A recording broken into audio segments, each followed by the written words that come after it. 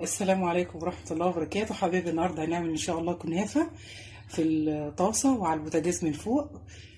بربع كيلو كنافة ممكن تعمليها، وتبع حجم الصينية اللي عندك أو الطاسة اللي هتشتغل عليها. أنا دلوقتي أهم حاجة في الكنافة لازم يكون الشربات بارد، فهو أول حاجة اللي نعملها. دلوقتي نفتح النار كده على كزرونة، هنحط فيها مجهزة كوبايتين من السكر، مجين اهم، نصهم يبقى مج ميه، يبقى السكر ضعف الميه.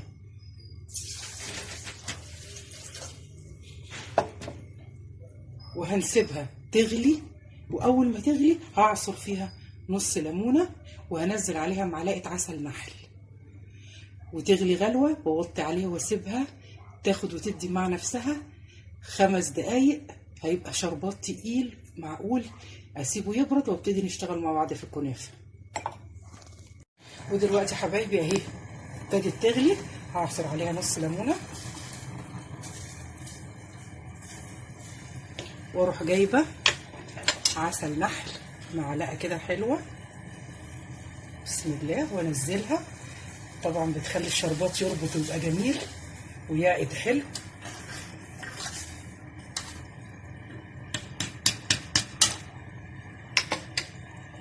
هسيبه بقى كده يغلي، هوطي عليه واسيبه يغلي، اوطي عليه النار واسيب الشربات ده يغلي 5 دقايق تظبطي، 7 دقايق بالكتير على الساعه، وتقفلي عليه وتسيبيه. ولما تقفلي عليه هننزل عليه 2 فانيليا من الباكت ده، او الفانيليا السايله، ويبقى كده الشربات بتاعنا جاهز. نسيبه يبرد ونجيب الكنافه ونبتدي نشتغل فيها. ودلوقتي حبايبي انا عملت الشربات وسيبته يبرد. ديت عباره عن نص كيلو كنافه كنت حطاها في الفريزر، وطلعتها وكسرتها بقت فرافيت زي ما انتم شايفين كده بالنعوميه دي. ماشي، حطيتها في حاجه واسعه كده وفردتها. وبعد كده هجيب سكر بودره مطحون ورشرش عليها كده، هاخد معلقتين سكر كبار بس كده. واجيب مج او كوبايه كامله مليانه سمنه سايحه، واروح مرشرشاها برضو عليها كده، بحيث ايه اشبعها كلها. دلوقتي انا هخلط كويس جدا وادخل السمنه جوه الكنافه، بحيث كل الكنافه تكون شاربه السمنه والسكر البودره ده. دلوقتي اهو حطيت سمنه في الطاسه اللي هستخدمها على البوتاجاز، وابتدي اجيب جزء من الكنافه اللي انا حطيت عليها السكر بودره والسمنه، واعمل لها قاعده كده في الطاسه كويس جدا اهي، واوزعها كده كويس، واضغط كده كويس، واجيب حاجه زي غطا حله ولا حاجه، وادوس اضغطها بحيث ان انا اعمل قاعده حلوه، علشان لما اجي اعمل المهلبيه بتاعتي او القشطه اللي في النص تبقى دي مضغوطه زي ما انتم شايفين كده. هعمل بقى الحشوه اللي في النص واللي هي المهلبيه او نقول القشطه. هنقول كوبايتين لبن، هننزل عليهم 3 معالق من النشا،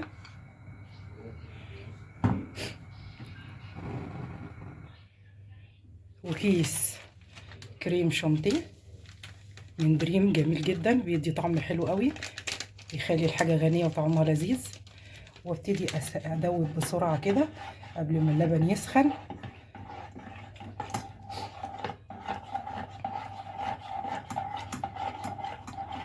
اقعد اقلب فيه لغايه ما يتقل، بس ايه مش التقل يعني مش بعمل مهلبيه تقيله، او لا، هخليها خفيفه شويه لانها مع لما تبرد بتتماسك اكتر. اما اخلصها هوريها لكم. ودلوقتي حبايبي انا عملت الحشو اهي، انزلها كده بسم الله،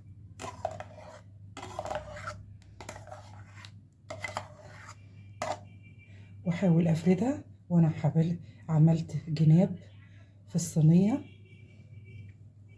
او الطاسه بتاعتي اللي انا هسويها، واحط الحشوه كده في النص وبعيدة عن الحروف شوية علشان ايه ما تطلعش منها.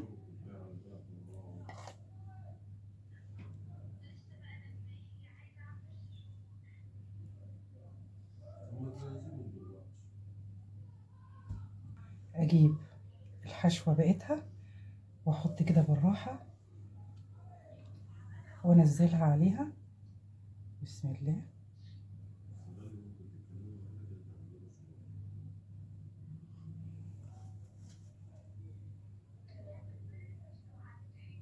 هكملها وبعدين اوريها لكم بعد ما تخلص.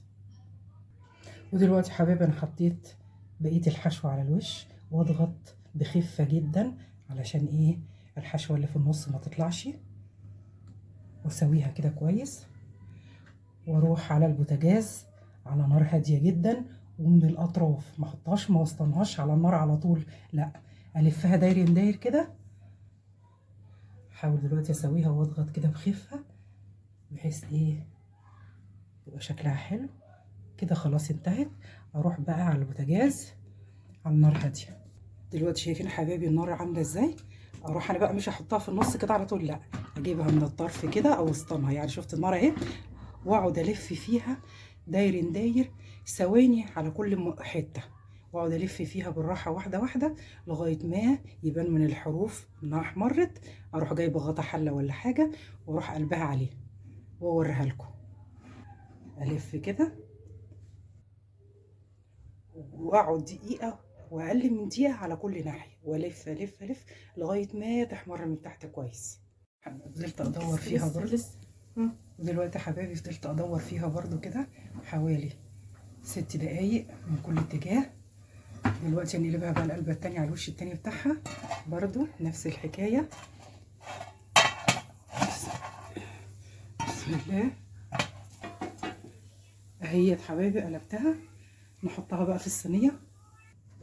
ودلوقتي زي ما انتم شايفينها زي الفل، عملناها على البوتاجاز من فوق وفي قلب الطاسة وسريعة وفي منتهى الجمال. ده الشربات بتاعنا اللي احنا عملناه اهو.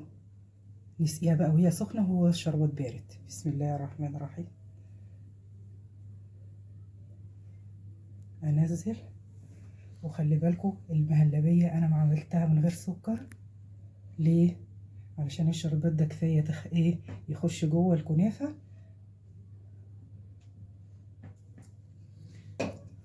وديها ايه رأيكم فيها؟ جميلة تستاهل بقكم وبالهنا والشفا. ودلوقتي حبايبي تاكلوها بألف هنا وشفا. دمتم بصحة وعافية ورمضان كريم. السلام عليكم ورحمة الله وبركاته.